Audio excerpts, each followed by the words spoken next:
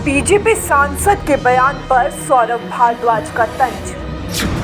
कहा, दिल्ली में मनोज तिवारी का नंबर नहीं आने वाला। दिल्ली बीजेपी सांसद मनोज तिवारी के बयान पर मंत्री सौरभ भारद्वाज ने पलटवार किया। उन्होंने तंजिया लहजे में कहा, मनोज तिवारी के लिए दिल्ली का मुख्यमंत्री बनने का नंबर नहीं आने वाला। उनके लिए अंगूर अभी भी बहुत खट्टे हैं। बीजेपी इतनी विचलित क्यों है? हम पहले दिन से एक ही बात कर रहे हैं कि दिल्ली के सीएम पद पर अरविंद केजरीवाल ही रहेंगे। शरद रेड्डी के विषय में बताया था कि शरद रेड्डी का भारतीय जनता पार्टी से क्या रिश्ता है।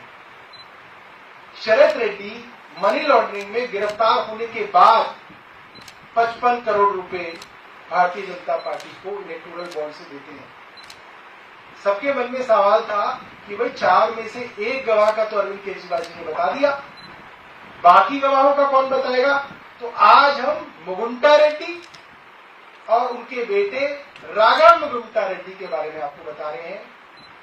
कल एनडीए यानी कि प्रधानमंत्री जी की जो अलायंस है एनडीए, उसके घटक दल टीडीपी ने उनको अपना मेंबर ऑफ पार्लियामेंट बनाने के लिए उम्मीदवार बना लिया है। यानी कि प्रधानमंत्री मोदी और पूरी की पूरी भारतीय जनता पार्टी अब अरविंद केजरीवाल जी के खिलाफ जो मुख्य गवाह है उनके परिवार के लिए वोट मांगेंगे। हमारा सवाल है, ये रिश्ता क्या कहलाता है? हर आदमी जो अरविंद केजरीवाल के खिलाफ इतने दबाव के बाद, जेल डालने के बाद गवाही देता है, वो कहीं ना कहीं। आप नेता सौरभ भारद्वाज ने केंद्र की सरकार पर निशाना साधते हुए कहा कि केंद्र सरकार चुनाव हार रही है, इसलिए वे हताश है और अब वो पैसे के दम पर एक तरफा चुनाव लड़ना चाहती है। सौरभ भारद्वाज ने भाजपा पर हमला बोलते हुए कहा कि भारतीय जनता पार्टी एजेंसियों का दुरुपयोग कर रही है। इस मिट्टी से बने हैं कि आज हिरासत में हैं तो भी दिल्ली के लोगों के स्वास्थ्य की चिंता है। उन्होंने एक डायरेक्शन मुझे भेजी है कि सीएम साहब ये जान के बेहद व्यथित हैं कि दिल्ली के कई अस्पतालों में और मोहल्ला क्लिनिकों के अंदर दवाइयाँ उपलब्ध नहीं हैं। कुछ अस्पतालों में, मोहल्ला क्लिनिकों के अंदर जो मुफ्त टेस्ट होते हैं, जो मुफ्त ब्लड टेस्ट होते हैं और सैंपल्स होते हैं, वो उपलब्ध नहीं हैं। और उन्हें लगता है कि उनके जेल में जाने की वजह से दिल्ली में किसी को तकलीफ नहीं होनी चाहिए। वो जेल के अंदर हों, बाहर हों, जब भी कोई गरीब आदमी सरकारी अस्पताल में दवाइयाँ लेने जाए, उसे दवा मिले।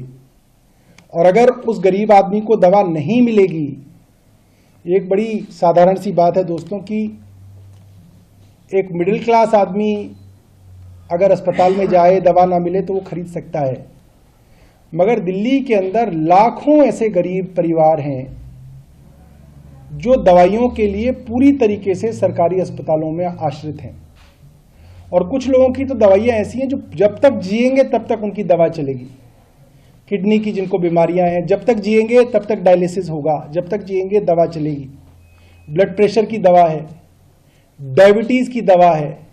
इस तरह की कई ऐसी चीज़ें हैं जिनकी दवा के लिए वो लोग पूरी तरीके से दिल्ली सरकार के अस्पतालों पे, मोहल्ला क्लिनिकों में और हमारी डिस्पेंसरियों में जो मुफ्त दवा मिलती है उस पर आश्रित है।